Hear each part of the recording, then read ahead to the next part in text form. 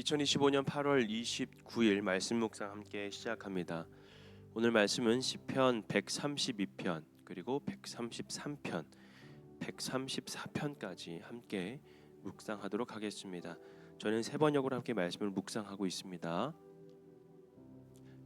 같이 함께 묵상합니다. 주님, 다윗을 기억하여 주십시오.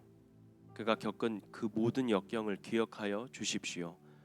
다윗이 주님께 맹세하고 야곱의 전능하신 분께 서약하기를 내가 내 집 장막에 들어가지 아니하며 내 침상에도 오르지 아니하며 눈을 붙이고 깊은 잠에 빠지지도 아니할 것이며 눈꺼풀의 얕은 잠도 들지 못하게 하겠습니다. 주님께서 계실 장막을 마련할 때까지 야곱의 전능하신 분이 계실 곳을 찾아낼 때까지 그렇게 하겠습니다 하였습니다. 법궤가 있다는 말을 에브라다에서 듣고 야알의 들에서 그것을 찾았다. 그분 계신 곳으로 가자. 그 발 아래 엎드려 경배하자. 주님, 일어나셔서 주님께서 쉬실 그곳으로 드십시오. 주님의 권능 깃들인 법궤와 함께 그곳으로 드십시오. 주님의 제사장들이 의로운 일을 하게 해주시고 주님의 성도들도 기쁨의 함성을 높이게 해 주십시오. 주님의 종 다윗을 보시고 주님께서 기름 부어 세우신 그 종을 물리치지 말아 주십시오. 주님께서 다윗에게 맹세하셨으니 그 맹세는 진실하여 변하지 않을 것입니다. 내 몸에서 난 자손 가운데서 한 사람을 왕으로 삼을 것이니 그가 보좌에 앉아 내 뒤를 이을 것이다. 만일 내 자손이 나와 더불어 맺은 언약을 지키고 내가 가르친 그 법도를 지키면 그들의 자손이 대대로 내 뒤를 이어서 내 보좌에 앉을 것이다.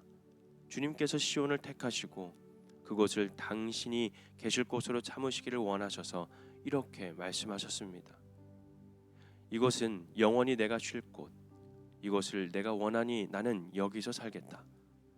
이 성읍에 먹거리를 가득하게 채워주고 이 성읍의 가난한 사람들에게 먹거리를 넉넉하게 주겠다. 제사장들로 의로운 일을 하게 하고 성도들은 기쁨의 함성을 지르게 하겠다. 여기서 나는 다윗의 자손 가운데서 한 사람을 뽑아서 큰 왕이 되게 하고 내가 기름 부어 세운 왕의 통치가 지속되게 하겠다. 그의 원수들은 수치를 당하게 하지만 그의 면류관만은 그의 머리 위에 빛나게 해주겠다. 그 얼마나 아름답고 즐거운가. 형제 자매가 어울려서 사는 모습. 머리 위에 부은 보배로운 기름이 수염 곧 아론의 수염을 타고 흘러서 그 옷깃까지 흘러내림 같고 헤르몬의 이슬이 시온산의 내림과 같구나. 주님께서 그곳을 복으로 약속하셨으니 그 복은 곧 영생이다. 밤에 주님의 집에서 있는 주님의 모든 종들아 주님을 송축하여라. 성소를 바라보면서 너희의 손을 들고 주님을 송축하여라. 하늘과 땅을 지으신 주님께서 시온에서 너희에게 복을 내려 주시기를. 아멘. 참된 행복이라는 말씀으로 주제로 묵상하겠습니다. 오늘날 많은 사람들이 행복을 원하죠. 그런데 그 행복을 어디서 찾느냐에 따라 인생이 달라집니다. 세상은 말합니다. 돈이 많으면 행복하다. 건강하면 행복하다. 성공하면 행복하다. 그러나 그것은 잠시뿐입니다. 그 어떤 것도 영원히 사람의 마음을 채울 수가 없는 것이죠. 오늘 우리가 읽은 20편 132편에서 134편까지는 성전에 올라가는 노래라 불리는 순례자의 노래입니다. 예루살렘 성전을 향해 올라가며 부른 노래입니다. 성전에 올라가며 이 노래를 부른 이유는 단 하나, 참된 행복은 하나님 안에 있기 때문이다 라는 것입니다. 오늘 본문의 세 가지의 길을 통해 참된 행복이 어디에 있는지 우리에게 가르쳐 주고 있습니다. 참된 행복의 길은 어디일까요? 첫 번째로 하나님을 모시는 삶입니다. 다윗은 하나님의 집을 세우는 일을 가장 자신의 안락함보다 우선시하였습니다. 그의 고백은 오늘 본문 132편 3절에서 5절까지 있는 말씀입니다. 내가 내 집 장막에 들어가지 아니하며 내 침상에도 오르지 아니하며 눈을 붙이고 깊은 잠에 빠지지도 아니할 것이며 눈꺼풀에 얕은 잠도 들지 못하게 하겠다.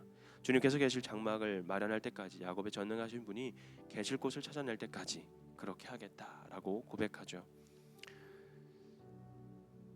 다윗에게 행복은 바로 집과 왕자가 아니라 하나님이 계실 처소였습니다. 하나님을 모시는 것, 하나님의 임재가 함께하는 것, 이것이 다윗의 행복이었죠. 사랑하는 성도 여러분, 우리의 행복도 이와 같습니다. 집이 크고 작음이 아니라, 소유 많고 적음이 아니라 하나님께서 우리 가정 가운데, 그리고 우리 인생 가운데 함께 계시는가, 이것에 대해 우리는 참된 행복이 있다는 사실을 우리는 깨달아야 되겠습니다. 두 번째로, 형제가 연합하는 삶 속에 하나님의 참된 행복의 길을 우리가 걸어갈 수가 있습니다. 다윗은 이렇게 노래를 시작하죠. 133편에 있는 말씀 1절에 있는 말씀인데요. 그 얼마나 아름답고 즐거운가, 형제자매가 어울려 사는 모습. 아멘. 성전에 올라가는 순례자들이 함께 모여 찬양하고 예배할 때 그곳에는 놀라운 연합의 기쁨이 있습니다. 그리고 그 연합에는 마치 아론의 머리에 부은 기름이 옷깃까지 흘러내리는 것 같고 헤르몬의 이슬이 시온산에 내리는 것 같다라고 노래합니다. 하나님은 연합하는 공동체에게 복을 내려주십니다. 그리고 그 복은 단순한 물질이 아니라 바로 영생의 복이죠. 성도 여러분, 오늘 가정이 화목할 때 행복합니다. 교회가 하나가 될 때에 은혜가 충만하죠. 연합이 깨지면 풍성한 것이 있어도 불행합니다. 그러나 연합할 때에 하나님께서는 영생의 복, 영원한, 무너지지 않고 없어지지 않고 영원히 누릴 수 있는 복을 우리에게 주신다라는 것입니다. 그것은 바로 구원의 은혜이죠. 여러분들의 삶 속에 그 구원에 대한 감격과 은혜가 없어진다면 우리의 삶은 아무리 세상적으로 하나가 되려고 하더라도 그 안에 하나님이 계시지 않으면, 하나님 안에서 연합하지 않으면 그 아무것도 회복될 수가, 행복을 누릴 수도, 그리고 은혜가 충만할 수도 없게 되는 것입니다. 하나님께서 함께 있을 때에, 그리고 그 연합 속에 공동체를 만들어가며 또 그곳에서 하나가 될 때에 그 은혜가 우리에게 주어지는 것이고 또 영생의 복을 우리에게 허락하신다라는 것입니다.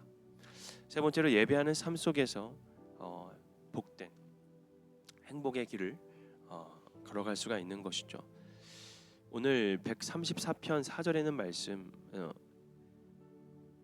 1절에 있는 말씀을 보면 밤에 주님의 집에 서 있는 주님의 모든 종들아 주님을 송축하라. 여러분, 성전에 모여 밤에도 주님을 찬양하는 이들에게 시인은 이렇게 축복을 합니다. 3절에 있는 말씀이죠. 하늘과 땅을 지으신 주님께서 시온에서 너희에게 복을 내려주시기를.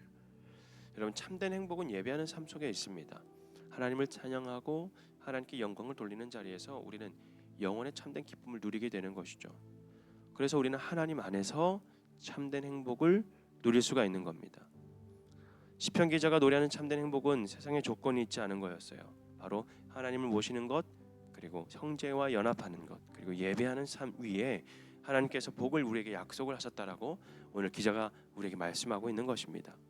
사랑하는 성도 여러분, 우리의 가정이, 우리의 교회가 이 길을 걸어가기를 원합니다. 하나님을 모시고 서로 연합하면서 예배를 기쁨으로 드릴 때에 주님께서 주시는 참된 행복이 충만하기를 주님의 이름으로 부탁드리겠습니다. 이것으로 말씀 묵상 마칩니다.